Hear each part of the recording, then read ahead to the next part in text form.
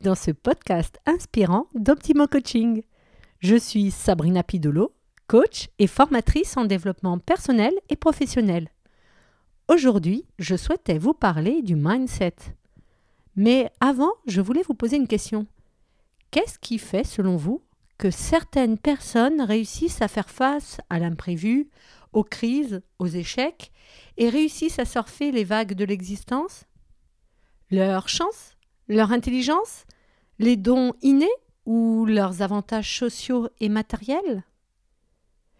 Eh bien, depuis 6 mois que la crise sanitaire a démarré, j'ai pu observer parmi mes clients, collaborateurs et diverses personnes ou groupes de personnes des pratiques différentes pour faire face à cette crise. Et je me suis rendu compte que, quelles que soient les situations initiales, les vagues de chacun, ce qui fait la différence réside réellement dans leur mindset, c'est-à-dire leur état d'esprit. En effet, celui-ci va directement impacter sur leur capacité de résilience et d'adaptation à la situation. Du coup, je me suis rappelé d'un livre que j'avais lu il y a quelques années, écrit par Carol Dweck, professeure de psychologie à l'université de Stanford.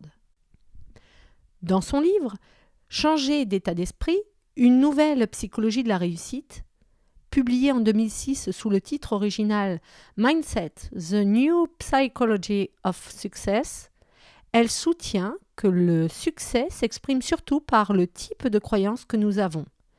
Certains d'entre nous sont persuadés que nos facultés sont inscrites dans le marbre une fois pour toutes, une sorte de fatalisme vis-à-vis de la vie, alors que d'autres pensent que ces mêmes facultés peuvent être cultivées et croître, une sorte de foi optimiste en la vie, amenant des possibilités d'évolution.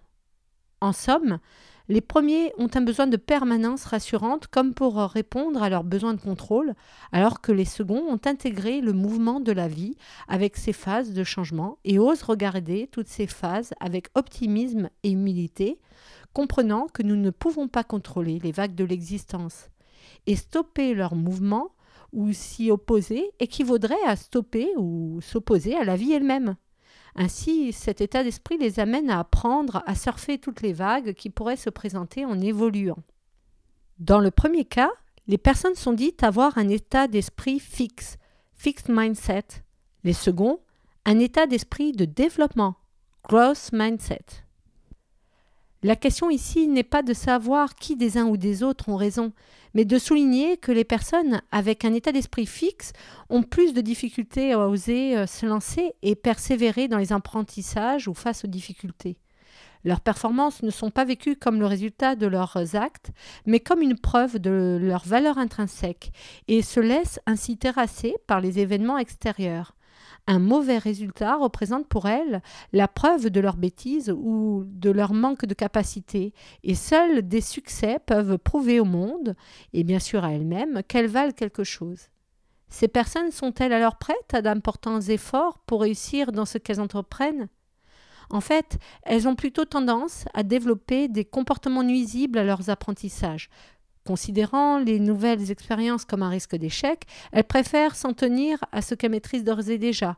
Confrontées à un mauvais résultat, elles cherchent des excuses ou à blâmer les autres sans se demander quelle est leur propre part de responsabilité.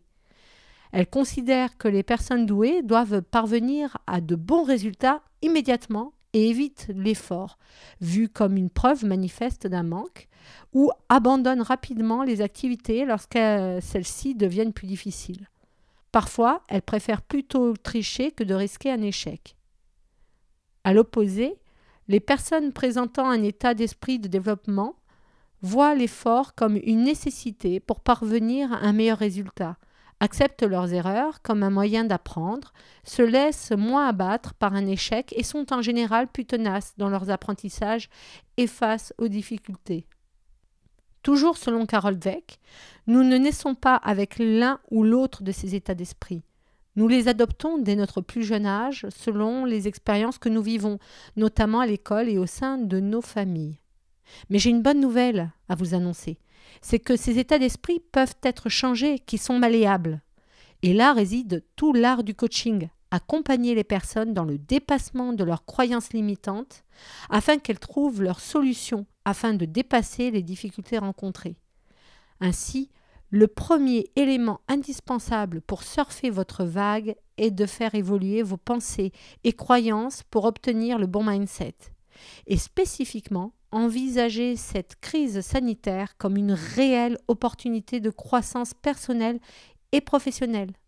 Voilà, chers auditeurs, j'espère que ce podcast vous a inspiré à surfer votre vague, aussi difficile soit-elle, afin de pouvoir évoluer personnellement et professionnellement. Je vous dis à bientôt et vous souhaite un bon surf.